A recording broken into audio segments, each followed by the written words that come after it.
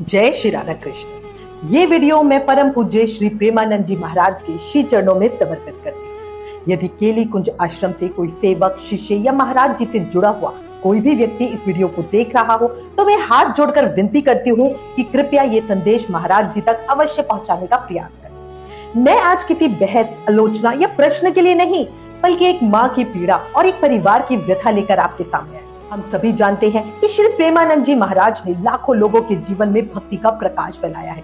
उन्होंने लोगों को राधा नाम का महत्व बताया है, भगवान की भक्ति का मार्ग दिखाया है और असंख्य लोगों को नशे, अवसाद और भटकाव से निकालकर आध्यात्मिक जीवन की ओर प्रेरित किया है। हम सभी इसके लिए उनके प्रति कृतज्ञ हैं।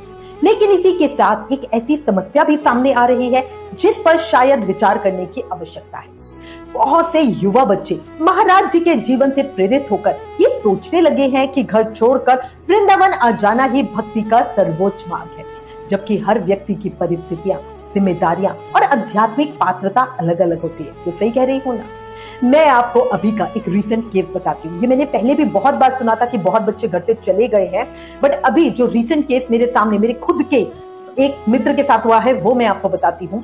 उड़ीसा के पुरी से लगभग 200 किलोमीटर दूर एक वैष्णव परिवार रहता है। परिवार में केवल 3 सदस्य हैं, माता, पिता और उनका इकलौता पुत्र। वो पुत्र मात्र 16 वर्ष का है। अभी हाल ही में उसने 10वीं की परीक्षा 83% मार्क्स के साथ पास की है। पूरा परिवार अत्यंत धार्मिक और वैष्णव परंपरा का पालन करने वाला है। उनके घर में श्री जगन्नाथ जी, गोपाल जी और अन्य विग्रहों की नियमित सेवा होती है।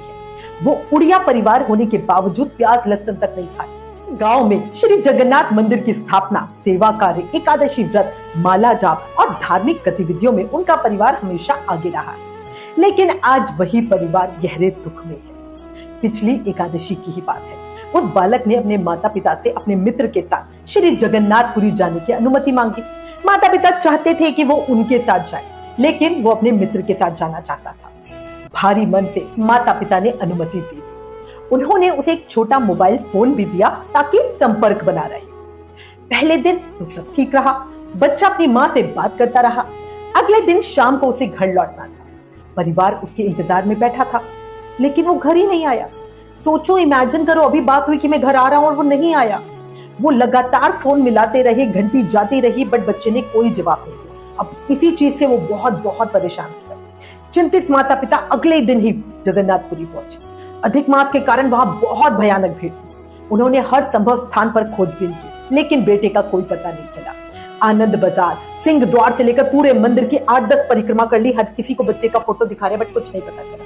वो पुलिस स्टेशन भी गए, लेकिन कोई सहायता नहीं मिली। 2 दिन तक माता पिता की स्थिति ऐसी थी कि उन्हें ना भोजन की सुध, न नींद की। और आज तक भी उनकी माता जी, मतलब इस हालात में ना मैं आपको बता नहीं सकती उनकी माता जी का क्या हाल हो रहा है। उनके बेटे का अचानक 3 दिन के बाद फोन आया और उसने बताया कि वो वृंदावन पहुंच गया है।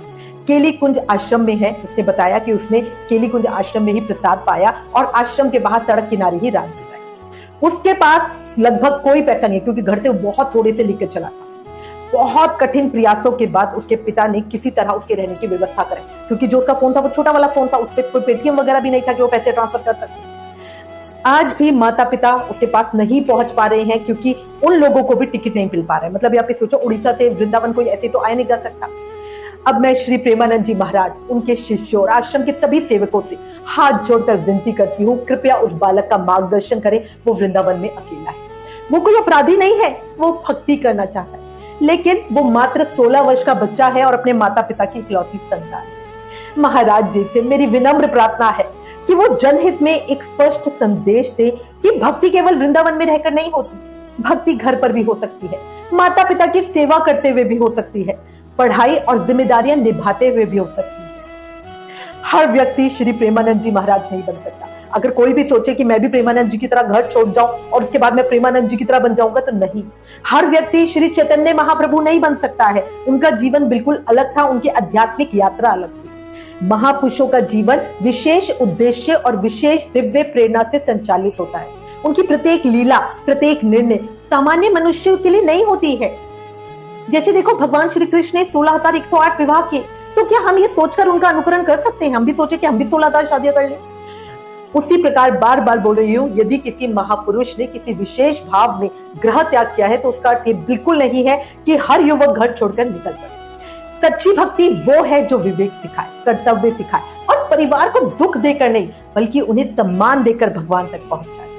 आज एक माँ अपने बेटे के लिए सहायता की गुहार लगा रही है कि यदि ये संदेश महाराज जी तक पहुंचे तो मैं हाथ जोड़ के प्रार्थना करती हूँ, कृपया उस बालक को समझाएं, उसका मार्गदर्शन करें। वो अभी भी वृंदावन में अकेला है और उसे अपने माता पिता के पास वापस जाने के लिए प्रेरित करें। उसकी माँ हर दिन रो रही है, उनकी इतनी बुरी हालात हो गए मैं आपको बता नहीं सकती।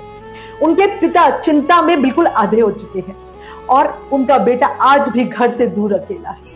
कृपा करो, मदद करो। आप सबसे विनती कर रही हूँ, मदद करो। हे राधा रानी, कृपया करके इस परिवार पर अपनी कृपा दृष्टि बनाए रखें और उस बालक को सही मार्ग दिखाएं। आप सबसे फिर विनती है, कोई भी जानकारी मिले, कोई भी इंफॉर्मेशन हो तो प्लीज हमें मैसेज करें। राधे राधे।